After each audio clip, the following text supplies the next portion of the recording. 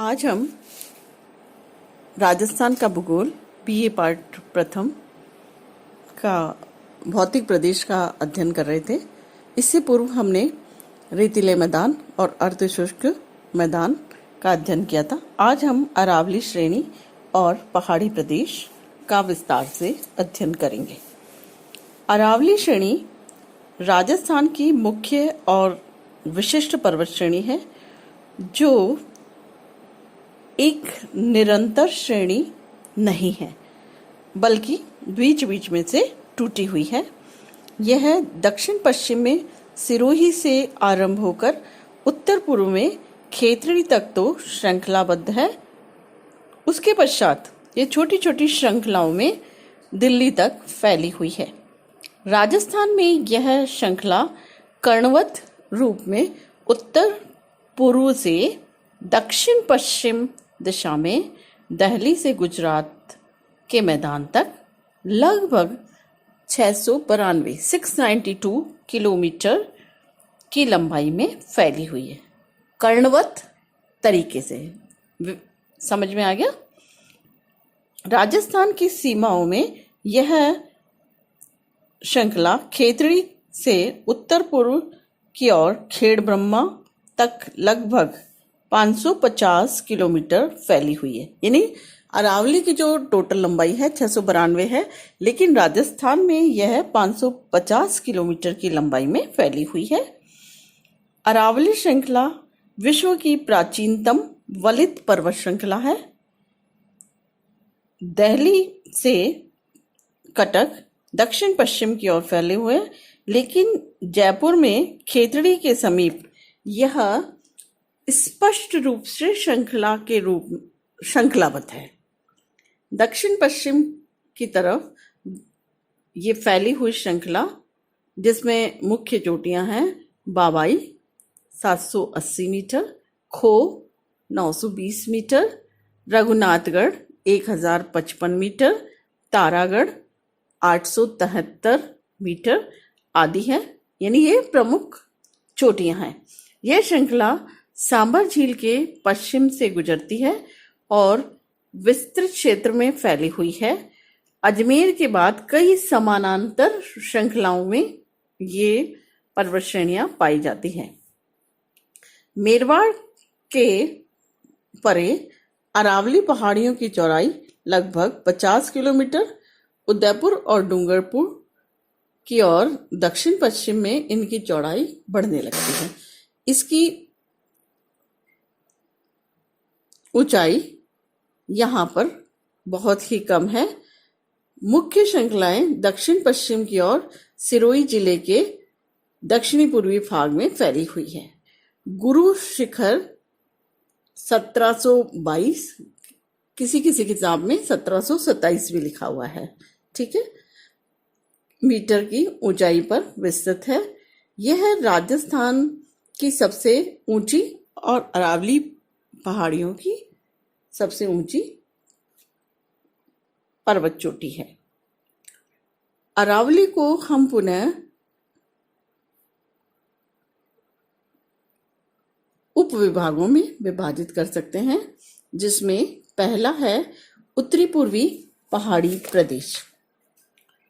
उत्तरी पूर्वी पहाड़ी प्रदेश, यह प्रदेश जैसा कि अपन देख रहे हैं जयपुर जिले के उत्तरी पश्चिमी भाग में, अलवर जिले के अधिकांश भाग में चट्टानी और प्रपाती पहाड़ियों के कई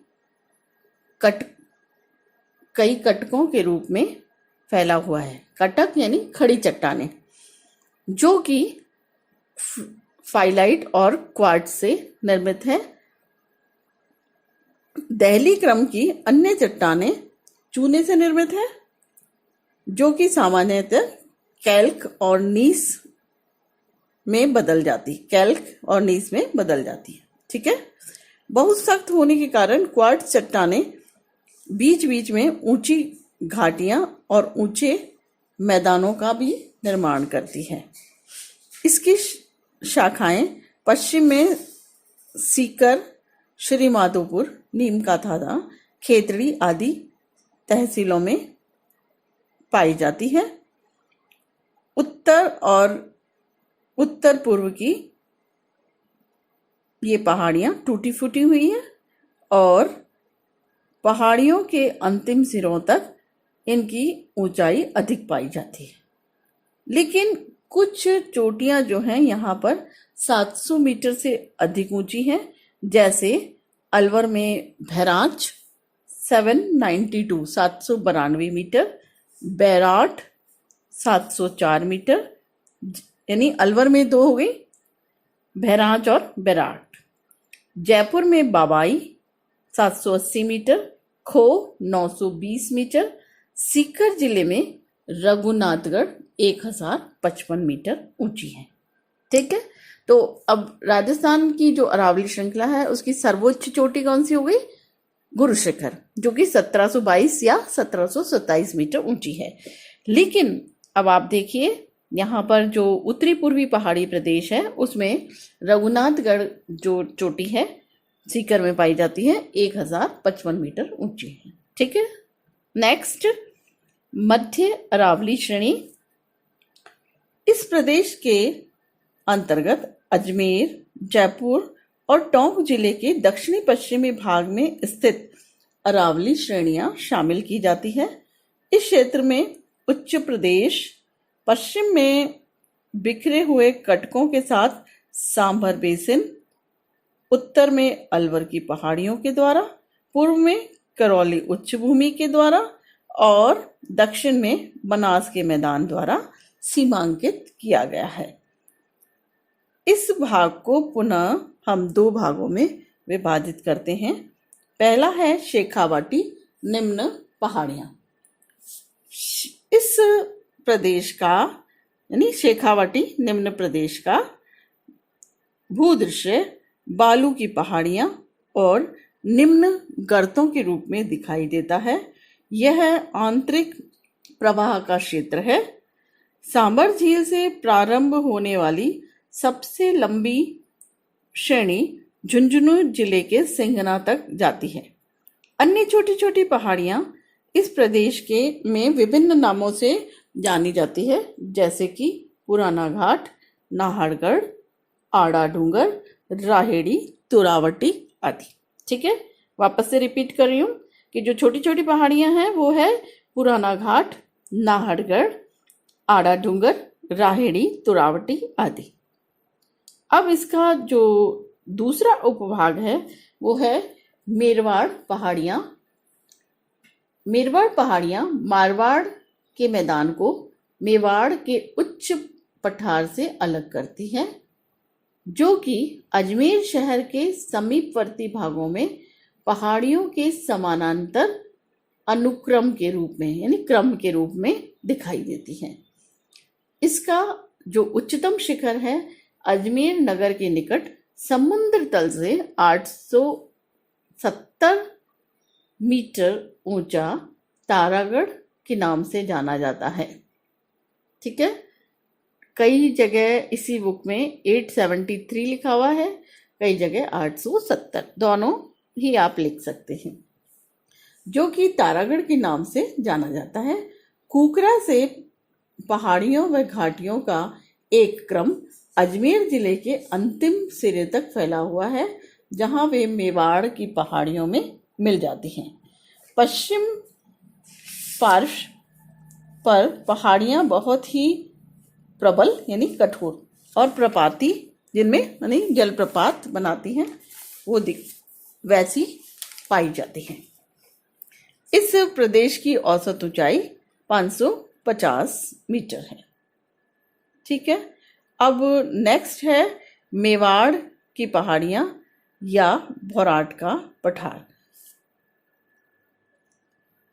यह प्रदेश सिरोही, उदयपुर के पूर्व में एक सकड़ी पट्टी को छोड़कर लगभग सारे उदयपुर में और डूंगरपुर जिलों में पाया जाता है।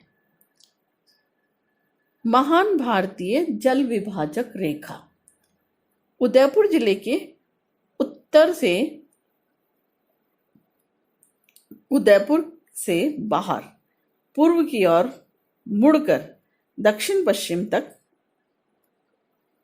पाई गई है। आबू खंड के अतिरिक्त अरावली श्रृंखला का उच्चतम भूभाग उदयपुर के उत्तर पश्चिम में कुंभलगढ़ गोगुंदा के बीच में एक पठार के रूप में पाया जाता है, जिसे स्थानीय भाषा में भोराट के पठार के नाम से जाना जाता है। ये देखिए, आपके जो शॉर्ट क्वेश्चन आता है उसमें आता है भोराट का पठार, तो आपको ये बताना होगा कि भोराट का पठार कहाँ पर स्थित है। समुद्र तल से जयसमंद लगभग 300 metre, Rishabhdev 400 metre, Gogunda 840 metre, Sayra 900 metre, Kotra 450 metre ऊंचा है। कुछ चोटियां समुद्र तल से 1300 मीटर से भी अधिक ऊंची है, जबकि जरगा पर्वत की उच्चतम चोटी 1223 मीटर ऊंची है। पूर्वी सिरोही में सुदूर पश्चिम में स्थित कटक हालांकि अधिक ऊंचे नहीं हैं, लेकिन तीव्र ढाल वाली उबड़ खाबड़ हैं, जिन्हें स्थानीय भाषाओं में भाकर के नाम से जाना जाता है। जयसमंद से और आगे पूर्व में लासड़िया का विच्छेदित कटाफटा पठार है। यहीं से पहाड़ियों की शाखाएं प्रतापगढ़ तक पाई जाती हैं।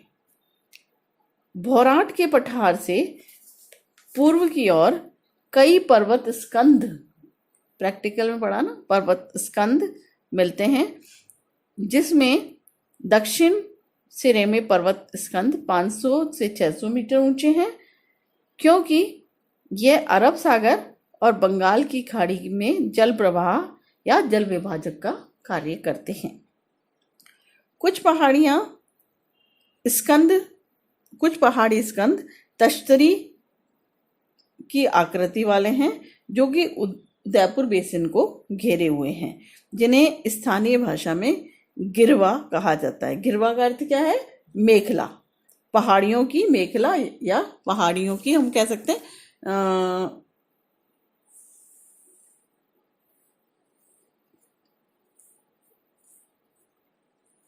सतत समूह, मेखला। ये हो गया आपका मेवाड़ की पहाड़ियां या भोराट का पठार। अब लास्ट है इसमें आबू पर्वतखंड। इस प्रदेश में पहाड़ियां कठोर क्वार्ट्ज से निर्मित है और यहाँ पर कटक के रूप में दिखाई देती हैं। काफी लंबी और ऊपरी सिरों पर लगभग समतल स्थल वाली है। पार्श्व की दीवारें जो हैं वो खड़ी हैं, यानी कटक की जो दीवारें होती है, या कैसे कह सकते हैं, कटक जो है वो सीधी खड़ी चट्टानें होती हैं। आबू पर्वत 19 किलोमीटर लंबा और 8 किलोमीटर चौड़ा पठार है, जो लगभग समुद्र तल से 1200 मीटर ऊंचा है। यह एक अनियमित पठार है, जहां पर की कई प्रक्षेपित चोटियां पाई जाती हैं। प्राकृतिक स्थलाकृतियां पश्चिमी और उत्तरी पार्श्वों में जलप्रपात के रूप में तीव्र ढालों के रूप में पाई जाती हैं। सबसे आश्चर्यजनक भूभाग चट्टानों के विशाल भूखंड हैं, जो कि पहाड़ी शिखरों के साथ साथ खड़े हुए दिखाई देते हैं। आबू पर्वत से सटा हुआ उड़िया पठार आबू से लगभग 160 मीटर ऊंचा है और गुरु शिखर मुख्य चोटी के बिल्कुल नीचे स्थित है। जेम्स टॉड महोदय ने गुरु शिखर को संतों का शिखर कहा था। यह हिमालय और नीलगिरी के बीच में, यानी गुरु शिखर 1722 मीटर ऊंचा सबसे ऊंचा भाग है। गुरु शिखर के आसपास अन्य चोटियां जो हैं उसमें सेर 1597, अच्चलगढ़ 1380, दिलवाड़ा आदि चोटियां हैं। आबू पर्वत के पश्चिम में आबू सिरोही श्रेणियां हैं। आबू क्षेत्र के पश्चिम में जसवंतपुरा पर्वतीय क्षेत्र, जिसमें डोरा पर्वत 869 मीटर ऊंचा है।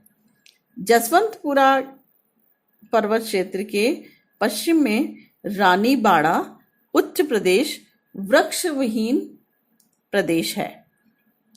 सिवाना ग्रेनाइट पर्वत क्षेत्र बहुत ही प्रसिद्ध पर्वतीय क्षेत्र है, जहाँ की जो पहाड़ियाँ हैं गोलाकार हैं।